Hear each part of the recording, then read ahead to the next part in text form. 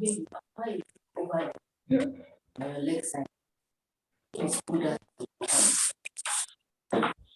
somebody's mic is noisy. Can you mute?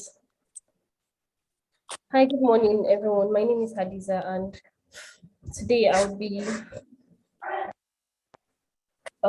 talking about caching patterns. In the last presentation that I had, I spoke about cache and what it is.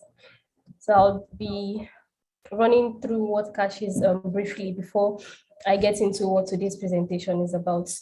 So a cache is basically a high-speed data storage layer which stores a subset of data temporarily.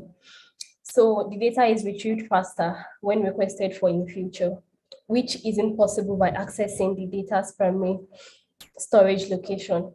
So basically what a cache is, it is a storage layer and it stores data, frequently requested data, so that these data are easily accessible when they are requested for in future. So caching allows you to efficiently reuse previously retrieved or computed data, like I mentioned earlier. And caching can be used to improve the performance of your application and also reduce application latency. In caching, we have two instances. The first one is the cache hit, and the second one is the cache miss. The cache hit is an event in which the requested data is successfully retrieved from a cache. So for instance, when a request is being made from the server to the cache, and the data requested for is present in the cache, that is a cache hit. So the data requested for is being saved directly from the cache back to the application. So when we say cache miss is an event in which the requested data is not currently in the cache memory and would need to be computed by the backend system. So in this case, the data being requested for is not present in the cache. So the request for that data has to be made directly to the primary storage location. So that instance is known as cache miss.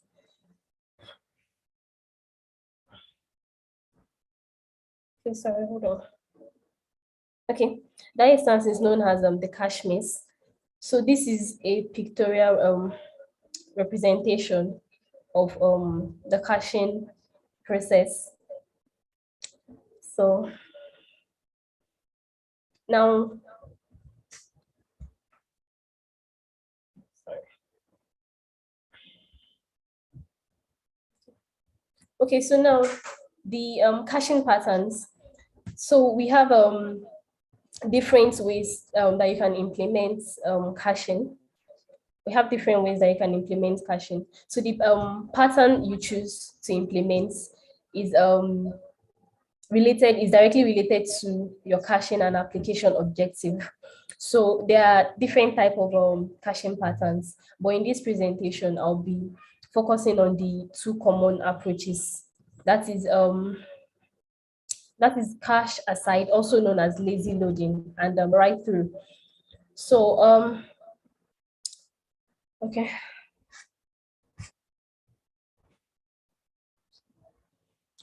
So cache aside, also known as lazy loading, is a caching strategy where the cache is updated after the data is requested, and it loads data into the cache only when necessary. So in this strategy, in this cache pattern, in this caching pattern, the data is usually updated in the cache when a request for that data is being made. So the data is being updated in the cache only when necessary. So the cache hits occurs. Sorry, is there a feedback? Or can you guys hear me clearly? We can hear you clearly, actually. Thank you. So a cache hit occurs when data in the cache memory, when the data is present in the cache memory and it isn't expired. So the way it happened is that when the request is being received by the application requests for the data from the cache, and the cache sends the data back to the application. So that is the cache hit instance in cache aside.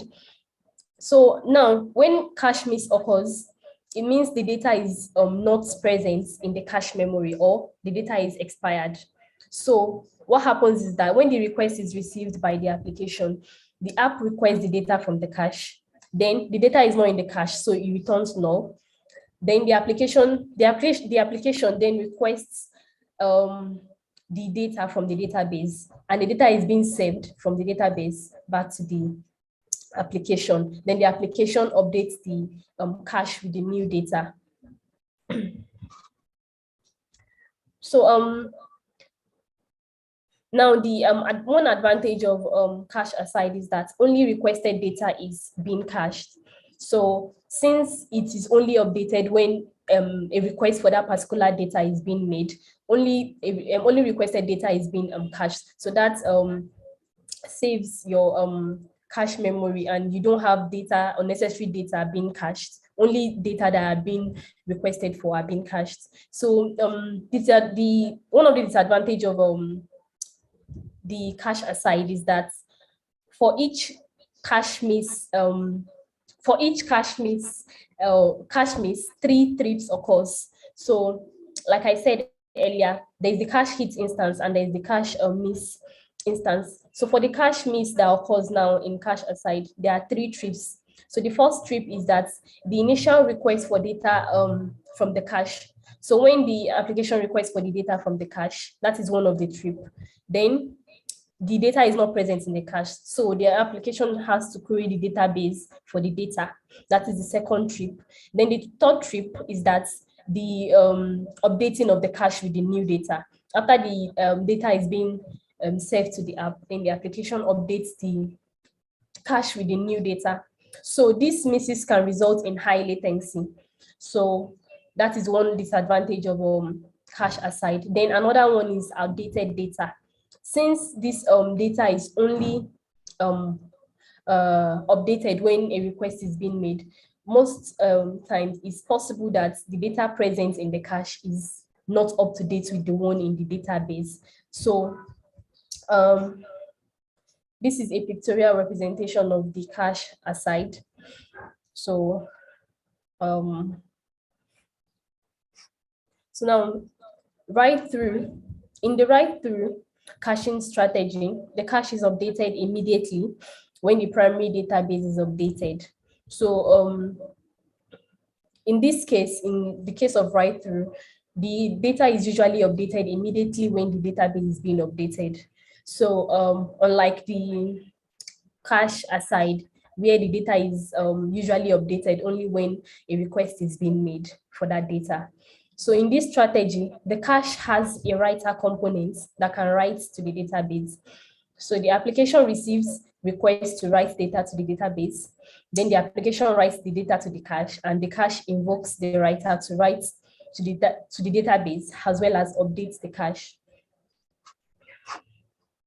So one advantage of write-through is that data in the cache is never outdated. Since the data in the cache is usually updated immediately, the database is updated. So the data present in the cache in write-through is usually never is not outdated.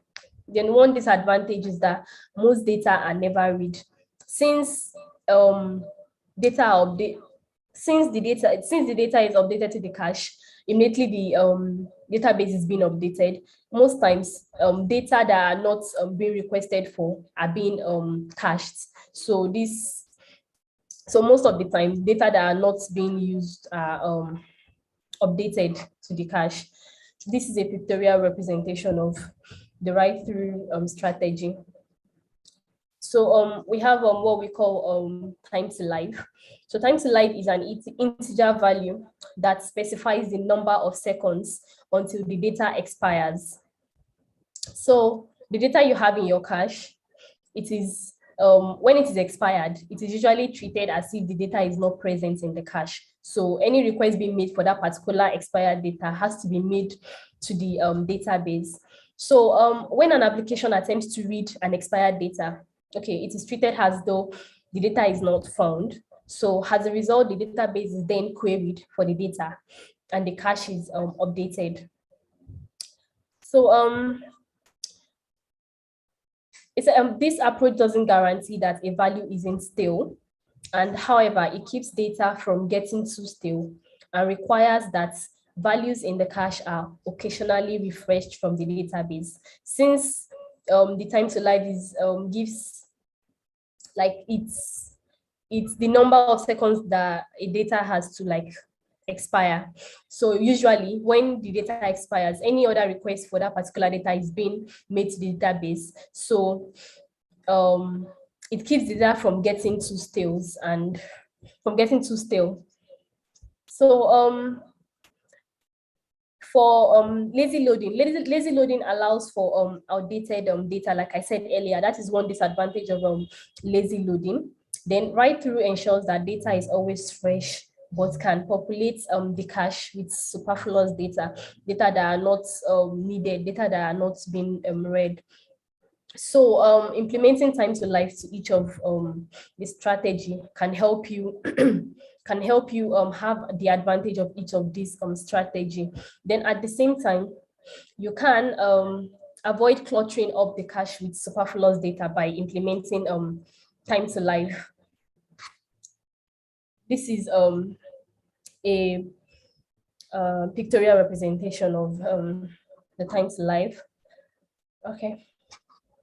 So in conclusion, the caching pattern you choose to implement is dependent on your caching and application objectives. So by implementing time to life value to each write, you can have the advantage of each strategy. Thank you for listening and staying to the end of this presentation. If you have any questions, you can ask now, and if you don't have, I have a couple of questions here that I can ask. Thank you for having me. Yeah, thank you so much, Hadizat. Just like she said, are there any questions for her, or should she ask a question first?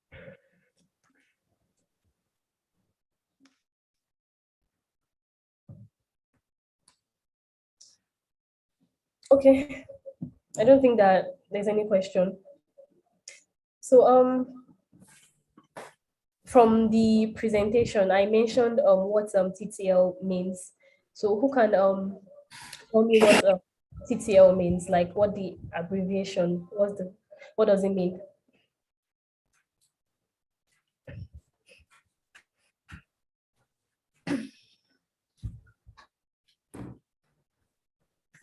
Okay, thank you. Okay, thank you. Thanks, Life. All right. Okay, someone else. Can someone name the two caching patterns that I mentioned in this presentation? Write through and catch aside. Thank you. Okay, can someone just give a brief explanation on what cache hit means?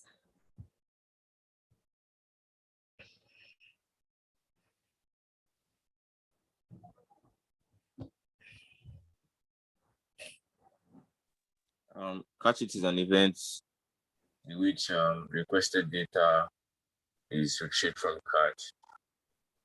Thank you. Thank you. Okay, can someone else tell me what cache means? Cache miss means.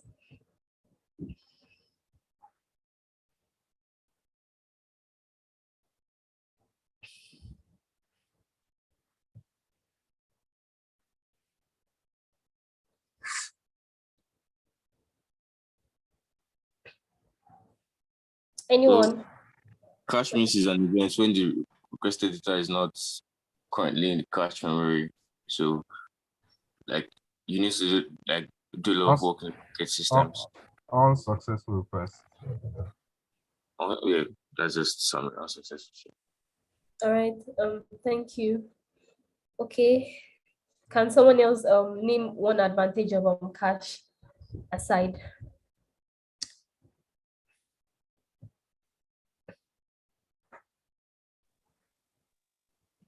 Well, only one requested data is catch.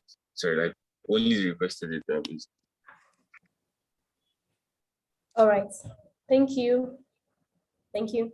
That's all, Patrick. Thank you. Okay. Thank you so much for presenting today, Oluwaseun. Yeah. Thank you for having me.